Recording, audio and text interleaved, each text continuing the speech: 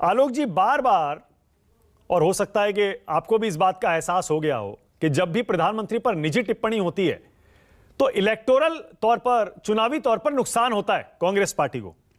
या आप इस बात को नहीं मानते कि हार का पीएम पर निजी हमले से कोई लेना देना नहीं है?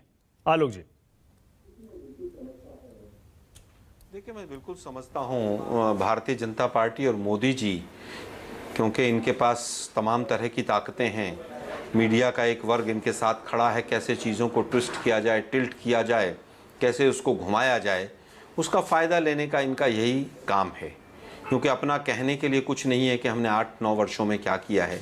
9 वर्ष के बाद भी अगर देश के प्रधानमंत्री छाती पीटने लग जाएं संसद के अंदर, तो समझ लीजिए कितने डरपोक और कितने खोखले देश के प्रधानमंत्री मिले होंगे, कितने कमज़ोर प्रधानमंत्री मिले होंगे कि एक बजट के लिए 10-10 मंत्री एक एक राज्य में उतारने पड़े हों। तो स्वाभाविक है कि बीजेपी का ये पुराना काम रहा है कि किसी भी चीज़ को ट्विस्ट कर दो।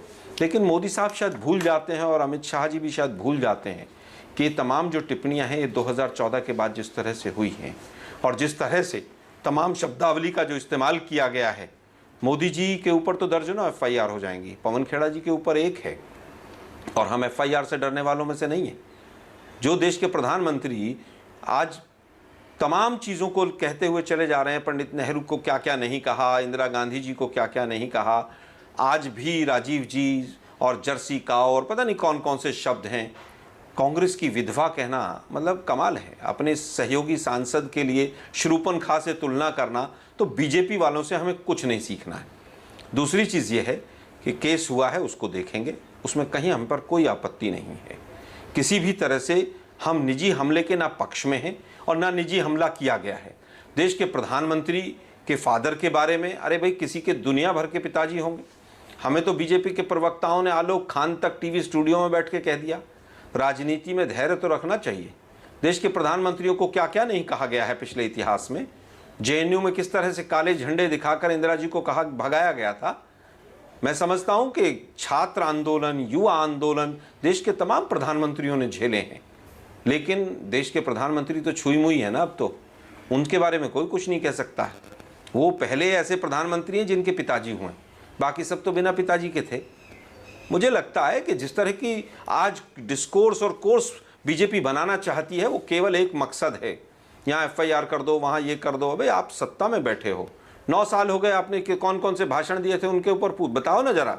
बहुत हुआ भ्रष्टाचार, अब की बार उनकी सरकार, अडानी पे जांच नहीं कराएंगे हम, ना खाऊंगा ना खाने दूंगा, लेकिन मिलकर खाऊंगा और सबको एक सब कुछ एक ही आदमी को खिला दूंगा। आलोक जी, मैं आपसे सहमत हूं, JPC की जांच नहीं करूंगा। मैं आपसे सहमत हूं आलोक शर्मा जी, मैं आपसे सहमत हूं कि दोनों तरफ से इस तरह की निजी बयानबाजी और आपत्तिजनक टिप्पणियां होती आई हैं।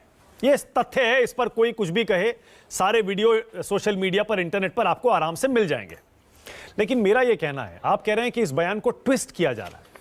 जरा मुझे समझाइए कैसे ट्विस्ट किया जा रहा है? भैया, किसी का भी जब नाम लिया जाता है तो फर्स्ट नेम के आगे, पहले नाम के आगे उनके पिताजी का नाम लगाया जाता है। इनका अब वो तो वीडियो में दिख रहा है कि पवन खेड़ा जी ने पहले नाम के बाद जहां दामोदर दास होना चाहिए था, वहां पर गौतम अडानी का नाम इस्तेमाल किया। तो ये तो सीधे सीधे पिताजी के नाम के साथ छेड़छाड़ हुआ ना।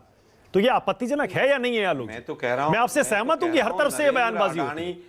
मैं तो कह रहा हूं नरेंद्र अडानी की जांच होनी चाहिए। नहीं, मैंने कई चैनलों पर नरेंद्र अडानी की जांच होनी चाहिए। तो क्या अडानी फादर हो गए नरेंद्र मोदी जी के? नरेंद्र मोदी अलग हैं, अडानी अलग हैं, उनका दोनों का गठबंधन है। आप शब्दों को लेकर इतना पढ़ रहे हैं। मैं कह रहा हूं अडानी पे जांच कराओ ना, 56 इंच के सीने को बिल्कुल व्हाइट श्वेत पत्र लेकर क्लियर कट आने दो ना बाहर।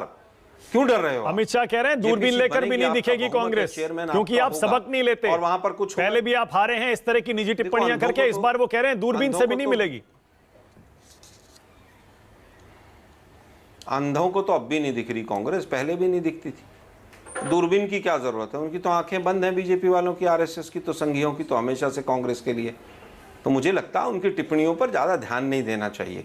जो गृह मंत्री ये कहता हो दूरबीन से नहीं मिलेंगे, 30 चुनाव हारे हैं, 3 सरकारें आप हटा दीजिए, मध्य प्रदेश, महाराष्ट्र और कर्नाटक की जो चोरी की सरकारें इन्होंने बना रखी हैं, कितने हिस्से पर बचेंगे? 4 से 5 राज्यों में बहुमत की सरकार बचेगी, और वहाँ भी 80-20 करके, शमशान कब्रिस्तान करके वोट ले रहे हैं आप लोग। बेरोजगारी हाईएस्ट है, महंगाई हाईएस्ट है, इनसे okay Prem Shukla, all right, भटकाया जाए।